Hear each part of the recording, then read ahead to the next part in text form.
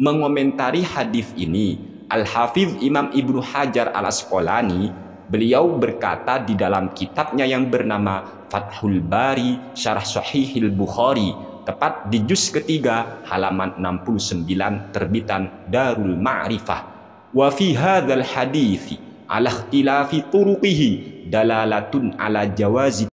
Assalamualaikum warahmatullahi wabarakatuh. Pada kesempatan kali ini kami ingin mengusir kebingungan yang ada di dalam otak kaum Wahabi, wawasan agamanya hanya bid'ah.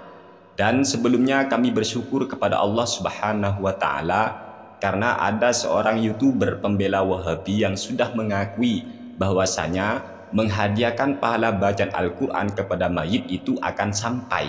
Alhamdulillah, berarti orang itu sudah sadar. Hanya saja dia itu masih kebingungan. Terus masalah 1 hari, 2 hari, 3 hari, 4 hari itu dari mana ya? Itu yang kami akan menjawab biar kebingungan yang ada di dalam otaknya itu segera sembuh. Karena masalah kebingungan dalam ilmu itu tidak cukup dengan bodrek, tetapi ini harus disembuhkan dengan kitab-kitab para ulama. Dan yang lebih aneh lagi ketika Wahabi itu mempersoalkan hidangan makanan yang dikeluarkan oleh pihak keluarga mayit. Ini merupakan sebuah keanehan bagi umat Islam. Karena di dalam Islam itu sendiri bersedekah atas nama mayit itu pasti bermanfaat untuk si mayit. Dan itu tidak pernah dipersoalkan di dalam ajaran agama Islam. Sebagaimana hadis yang telah diriwayatkan oleh Imam Al-Bukhari. Imam Al-Bukhari meriwayatkan sebuah hadis dalam kitab Sahih Al-Bukharinya, haddatsana Sa'id bin Abi Maryam, haddatsana Muhammad bin Ja'far, qala akhbarani Hisham bin Urwah an abihi an Aisyah radhiyallahu anha anna rajulan qala lin nabi sallallahu alaihi wasallam, inna ummi uftuditat nafsuha wa adhunnuha law takallamat tasaddaqat fahal laha ajrun in tasaddaqtu anha. Qala na'am. Ada seorang pria yang mana pria itu berkata kepada Nabi kita Muhammad Shallallahu Alaihi Wasallam. Kata pria tersebut, sesungguhnya ibuku mati mendadak dan aku menyangka bahwasanya andaikan ibuku masih bisa berbicara, tentunya ia akan bersedekah. Fahal laha ajrun in tasaddaqtu anha. Apakah bagi ibuku mendapat pahala apabila saya bersedekah atas nama ibu? Qala na'am. Jawaban Nabi, iya. Hadis ini menunjukkan kepada kita semua bahwasanya sedekah atas nama mayit itu boleh dan si mayit mendapat pahala daripada sedekah yang diniati untuk dirinya si mayit.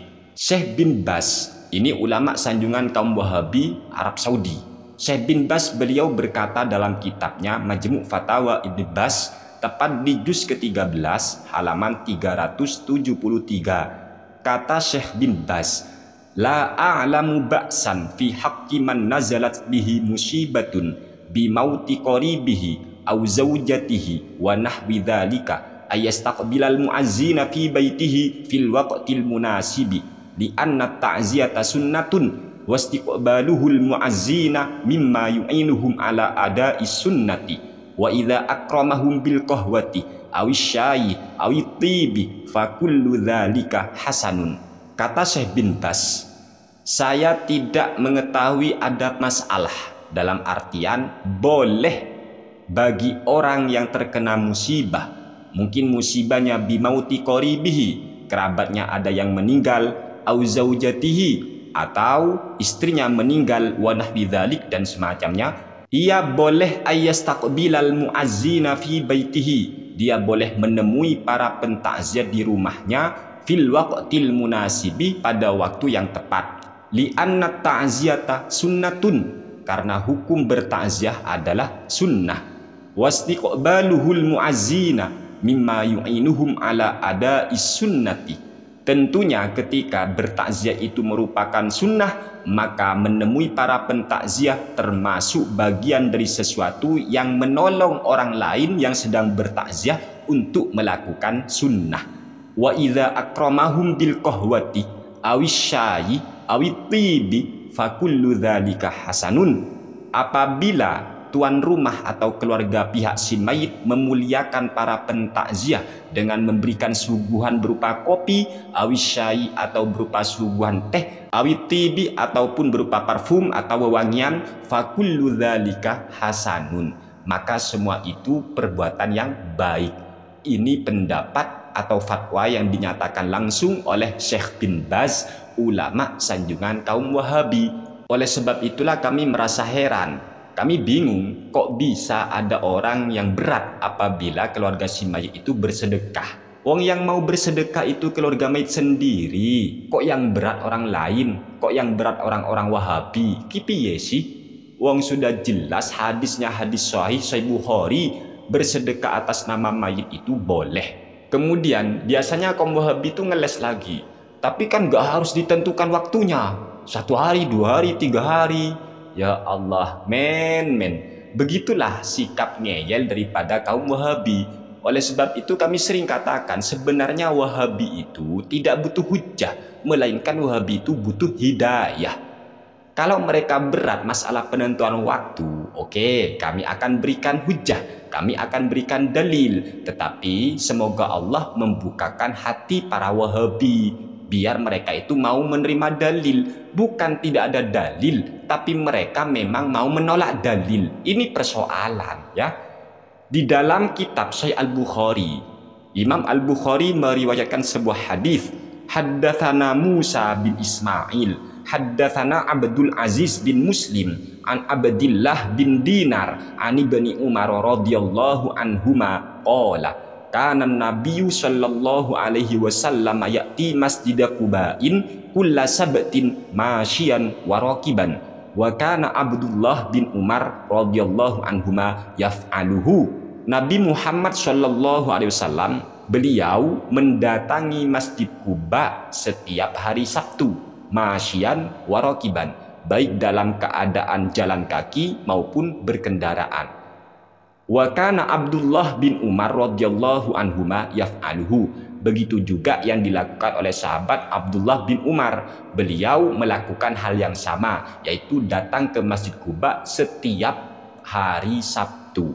Mengomentari hadis ini, Al-Hafiz Imam Ibnu Hajar Al-Asqalani, beliau berkata di dalam kitabnya yang bernama Fathul Bari Syarah Sahihil Bukhari, tepat di juz ketiga halaman 69 terbitan Darul Ma'rifah. Wa fi hadzal hadithi ala ikhtilafi turuqihi dalalatun ala jawazi takhsisi ba'dil ayyami bi ba'dil a'mali shalihati wal mudawamati ala dzalik. Di dalam hadis ini, yaitu hadis bahwasanya Nabi itu tiap hari Sabtu selalu pergi ke Masjid Quba. Di dalam hadis ini al-ikhtilafi turuqihi, melalui jalurnya yang berbeda-beda, dalalatun ala jawazi takhsisi ba'dil ayyami bi ba'dil a'mali shalihati, menunjukkan bahwasanya boleh mengkhususkan, boleh menentukan sebagian hari bi ba'dil a'mali shalihati, untuk melakukan sebagian amal-amal salih, wal mudawamati ala dzalik, dan sekaligus mengkontinyukan amal salih pada hari yang sudah kita tentukan. Jadi menentukan hari untuk berbuat baik itu boleh-boleh saja. Tidak ada persoalan di dalam menentukan hari. Kalau kita mau jujur, tidak ada larangan menentukan waktu. Kalau perintah itu umum, maka boleh bagi kita melakukan kapanpun, dan juga boleh kita menentukan hari. Ini menurut para ulama, bersedekah atas nama mayit itu boleh, dan juga kita boleh menentukan hari kapan kita mau bersedekah. Gitulah cara memahami, bukan tidak ada dalil. Memang kalian itu alergi dalil. Di Arab Saudi itu kan selalu hataman Quran kan, setiap kali mau tarawih itu ya, setiap tarawih pada bulan Ramadan itu kan malam pertama juz pertama, malam kedua juz kedua. Itu ada nggak contoh dari Nabi? Kan nggak ada.